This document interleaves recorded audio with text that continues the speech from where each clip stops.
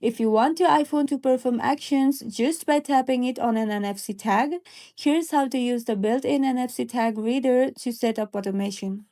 First, make sure NFC is supported.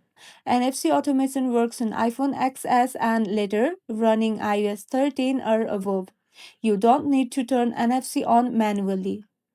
After that, go to your Shortcuts app. Then tap on the Automation tab at the bottom and tap on the plus icon at the top right. Then scroll down and tap on NFC. After that, tap Scan. Hold your iPhone near your NFC tag and give the tag a name like desk or bedside. After that, tap on Next. You can also add the action. Tap Add Action and choose what you want your iPhone to do. You can open an app or send a message or set a focus mode, anything. And that's all. If this video was helpful, don't forget to like and subscribe for more iPhone tips and tricks. Thank you for watching.